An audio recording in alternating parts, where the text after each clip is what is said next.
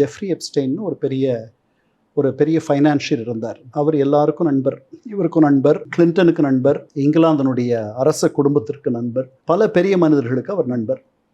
அவர் சிறையில் இருக்கும் பொழுது அவர் தற்கொலை செய்து கொண்டதாக நம்பப்படுகிறது. அவர் மீது என்ன குற்றம், எதற்காக அவர் சிறைக்கு சென்றார்னா, அவர் சிறார் பாலியல் குற்றச்சாட்டுக்கு ஆட்பட்டு அந்த காரணங்களால் அவர் சிறைக்கு அனுப்பப்பட்டார். அவர் 2000 தொடக்க காலம் வரைக்கும் ட்ரம்ப்புக்கு அவர் ஒரு நல்ல நண்பர். அவர் கிளின்டன், நிறைய பெரிய மனிதர்களுக்கு அவர் நண்பர்.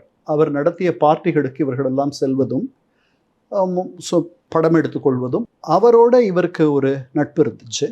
இவர் என்ன சொன்னார், இவர் தேர்தல் பிரச்சாரத்தின் போது கிளின்டனுக்கும் இந்த டெமோக்ராட்டிக் கட்சியைச் சேர்ந்தவர்கள் இந்த மாதிரி ஒரு குற்றம் சாட்டப்பட்ட ஒரு குற்றவாளியோடு நண்பர்களாக இருந்தார்கள்.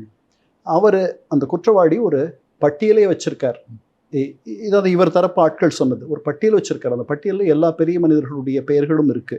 இந்த பெரிய மனிதர்கள் எல்லாம் இவரோட சேர்ந்து இந்த மாதிரியான தவறான விஷயங்களில் ஈடுபட்டிருந்தார். நான் ஆட்சிக்கு வந்துட்டேன்னா இது தொடர்பான எல்லா கோப்புகளையும் நான் வெளியிடுவேன் அப்படின்னும் வாக்குறுதி தந்தார். அப்போது இந்த பட்டியல் இன்னும் வரல. இவர் ஆட்சிக்கு 6 மாதம் ஆச்சு, கோப்புகள் வெளியே வரல.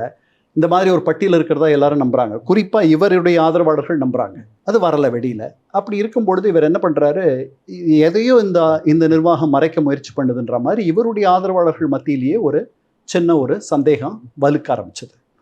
அப்போது இவர் இப்படி இருக்கும்போது 10 நாள் முன்னாடி வால் ஸ்ட்ரீட் ஜேர்னல் ஒரு கட்டுரையை வெளியிடுது. அந்த கட்டுரையில் இவர் அந்த எப்ஸ்டீனுக்கு பிறந்தநாள் வாழ்த்து சொன்னது, ஒரு கேலிச்சித்திரம் வரைஞ்சி அது கீழே உன்னுடைய இனிவரும் நாட்கள் நம்முடைய முந்தைய நாட்கள் போலவே ரகசியமாக இருக்கட்டும் அல்லது ரகசியம் காக்கும் நாட்களாக இருக்கட்டும்ன்ற மாதிரி ஏதோ ஆங்கிலத்தில் எழுதி அனுப்புகிறார்.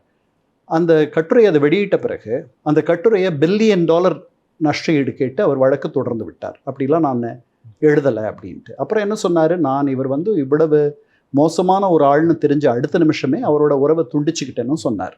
சொல்லிட்டு என்ன பண்ணார், இவருடைய சட்ட அமைச்சர் சாம் போண்டின்னு ஒரு அம்மா இருக்காங்க, அந்த அம்மா கிட்ட இதனுடைய எல்லா கோப்புகளையும் வெளியிடுங்க, இதில் இருக்கக்கூடிய எத்தனையும் வெளியிடுங்கன்னு சொன்னார். இது வரைக்கும் அவர்கள் எதையும் வெளியிடல. அது நடக்கும்னு நினைக்கிறேன். இதுக்கிடையில் இதற்கு முன்பாக எஃபிஐயோட தலைவராக இருக்க காஷ் பட்டேல், நாங்கள் என்னுடைய துறை எல்லா கோப்புகளையும் பார்த்துருச்சு, இந்த மாதிரி ஒரு பட்டியல் இருக்கிறதா முன்னாடி ஒரு அபிப்பிராயம் இருந்துச்சு, அந்த மாதிரிலாம் எந்த பட்டியலும் இல்லை அப்படின்னு சொல்லிட்டார். சொன்ன உடனே இந்த நிர்வாகம் எதையோ பெருசாக மறைக்குது, ட்ரம்ப்புக்கும் அவருக்கு இருந்த உறவை தான் மறைக்குது அப்படின்ற மாதிரி ஒரு எண்ணம் ஒரு சில பேருக்கு அங்கே இருக்குது.